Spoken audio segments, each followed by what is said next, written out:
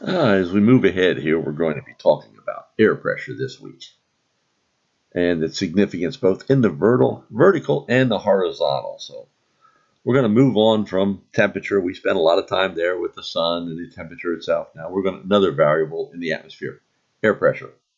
All these variables are related. I want to get that point across, that each one influences the other. So with that, let's see what we can find about pressure this week. So what is pressure? It's a force. It's a force. Think about it. If somebody hits you, there's a force. There's some impact that's going on. If you hit your fist against a building, it might break your hand, but there was energy pushed in that direction from your fist into the building. That's a force. It's basically mass, in this case, the mass of your hand, times the acceleration, or how fast your hand was picking up speed as it's moving into the building. The same holds true with the air. Air exerts a force. Why? Because we have molecules up there which make up mass. The more molecules are in a small area, the more mass air has. And those molecules accelerate around. They have kinetic energy. Remember, we talked about that with temperature. So the more temperature, the higher the temperature, the more acceleration. So that's the pressure. That's a force. So what is Dalton's law? Well, Dalton's law just says that every piece of gas in the atmosphere, each one individually, oxygen, nitrogen, all the carbon dioxide, water vapor, all of it exerts pressure. And each one combined will be the total pressure. So air pressure depends on the mass of molecules first. So think about it. As you go up in the air, it's harder and harder to breathe, right? The higher up you get in the atmosphere, that's why you have oxygen masks on airplanes. If you climb to the top of Mount Everest, you need oxygen. Well, all that is dependent on the number of molecules that are there in the air. Air is made up of molecules, and there's less and less molecules as you go up. So even though kinetic energy could be pretty high, you're going to have less molecules to work with in a certain area. So take yourself as an area of a foot by a foot. There are so many air molecules in that. Take that same foot of foot cubed, move it up to 10,000 feet. There's significantly less air molecules now in that cube. So that's why pressure decreases with height. And air pressure acts in every direction. So that's why structures don't collapse, because there's air inside of them, air in the buildings and all. Now, if you ever pull air out and cause a vacuum, cans, everything just collapses because there's no air pressure to keep it up. One of the instruments originally used was a mercury barometer. The reason it was used, they discovered that if they took all the air out of the column inside a tube, put it into mercury, mercury would lift up that column so far. Basically, the average air pressure is about 29.92 inches, or 760 millimeters. So one of the questions you might get asked about, is we don't use too many mercury barometers anymore, but we do have instruments that measure pressure, aneroid barometers, and other things that will work. Think about it. Mercury is pretty heavy. So if you had replaced that tube with water, it's going to go a heck of a lot higher up there to make that work. So here are some of the units of measure. I tend to use millibars. That's what's used in the United States as a whole to measure pressure in the atmosphere. If you look out in the world, most of the world uses kilopascals, or 1,000 pascals. Guess what? They're pretty much related. 1 millibar equals 1 hectopascal, 100 units of Pascal. So there really is a nice relationship there. However, 1 inch of mercury equals 33.86, basically, millibars. So It doesn't work out too well. And most of you hear pressure in inches. Why is that? Because most of you have a home barometer. We use the English standards, and you think about it, the original mercury barometers were measured in inches of mercury. So that's pretty much the convention that most people hear. But you've been looking at weather maps and you've seen them in millibars. And that's what most meteorologists use to work with. It also makes the equations a whole lot easier to work with using pascals or millibars as units than rather using inches. Another thing about the atmosphere is the air is compressible. What does that mean? Well, if you put it in, think about it, when you inflate your tires on your car, you're pushing air in. More and more molecules are getting pushed into a smaller and smaller space, right? So your pressure went up in that tire. The same thing happens in the atmosphere. All the weight of all those molecules are pushing down, and air is compressible. So that's why when you look at the atmosphere in the vertical, it changes very quickly in the low levels. Temperature drops very quickly and then slower as you get higher up. Now, variations in the horizontal air pressure. Look at this here. This is one location over the course of basically a day. Pressure starts out at 10, 11 millibars, maybe 10, 13, 10, 12 millibars. Drops down to 1,008, maybe 1,009. So we'll say that was a 4 millibar, maybe 4 millibar, maybe at most 5 millibar drop. Think about how far in the atmosphere going into vertical would take you to drop 5 millibars. Not very far. So air pressure in the horizontal really doesn't change a whole lot relative to the pressure change in the vertical. But it sure has an influence on the weather. Raising an air temperature also increases the kinetic energy of the molecule. So if you heat a chamber but left it exactly the same, the air molecules are going to start shaking around more and they're going to exert more pressure. So that's another way to increase the pressure in the air.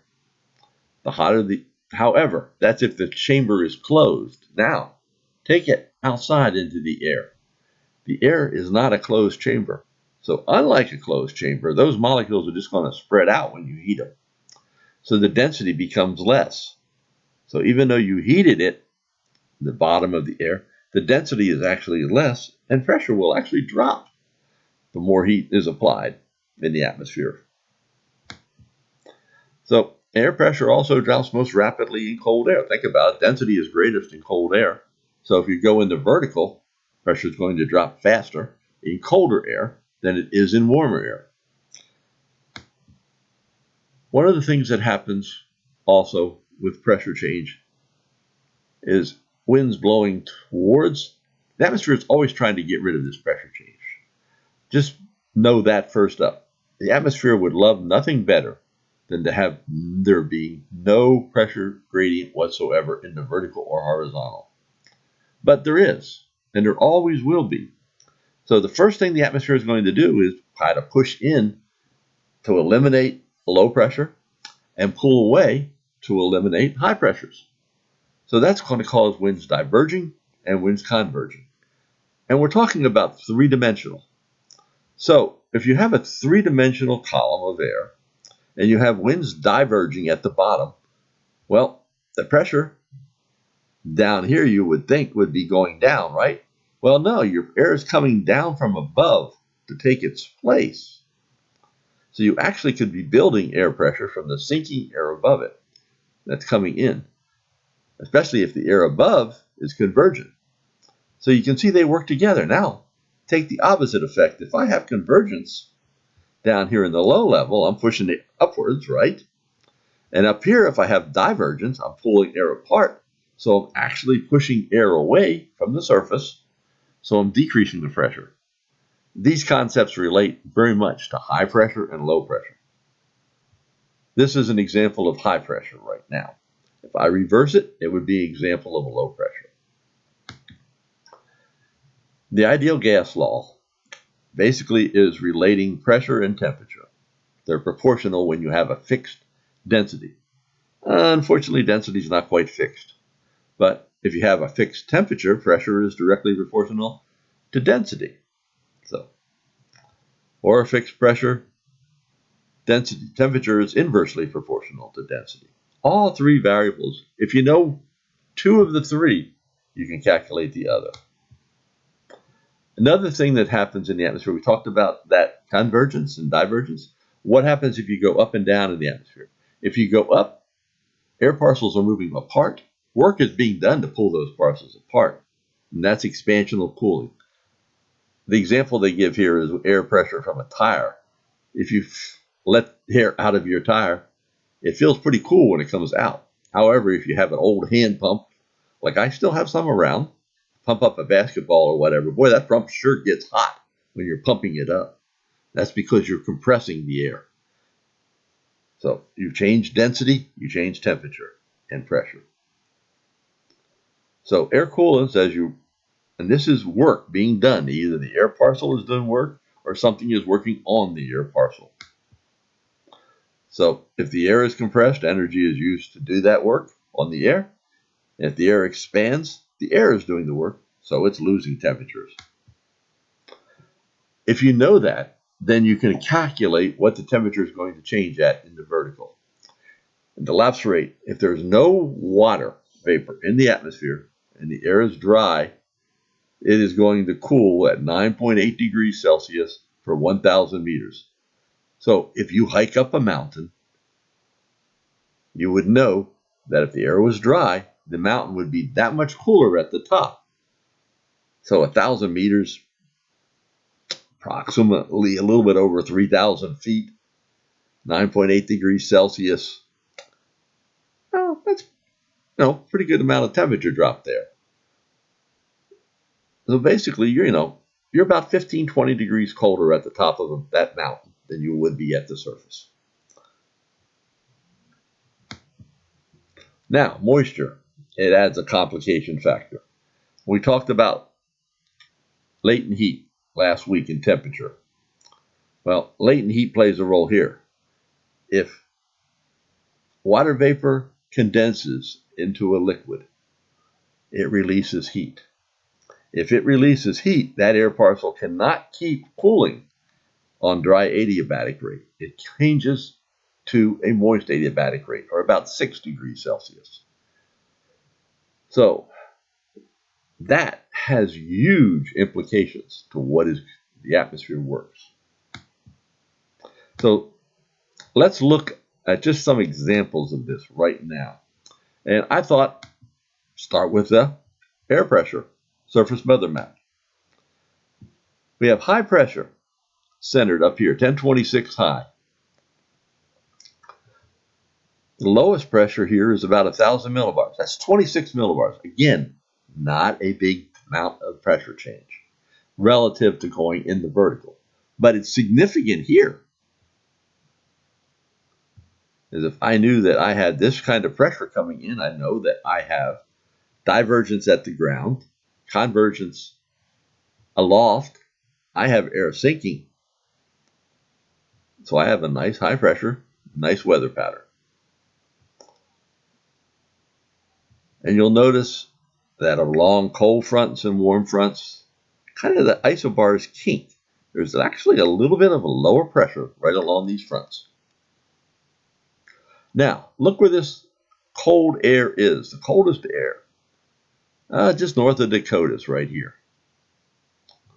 So we said that cold air density will decrease pressure in the vertical, will allow the pressure to drop faster. Contours, where are they dropping faster? Coming into the Dakotas, right here. So you can actually line up troughs in the upper atmosphere with highs down at the ground. So kind of neat how that actually works. Finally, here is the dry adiabatic lapse rates are these lines right here. And the moist adiabatic lapse rates are these dashed lines. So if you look at a sounding, and this is a sounding taken up in Minneapolis, the temperature is actually pretty cold right here at the bottom. And no, it is not following the dry adiabatic left rate at all, is it? The thing is, the atmosphere doesn't follow these. Very rarely do you see, like here is a part of the sound that's almost dry adiabatic, but it's not. The air is mixing constantly, so it's never going to be truly dry adiabatic or moist adiabatic. But knowing these differences is going to play a role in things like stability, which we're going to talk about in the next couple chapters. So finally, I just wanted to show quickly, we have Tropical Storm Sally this morning. And if I turn this loop on, I wanted to show you something kind of funny. Sally is right in here, the center of it. There's not much convection on the west side of Sally. That's why it's not strengthening a whole lot right now. It's developing, and the more convection that develops out here, the better it will be as far as developing faster.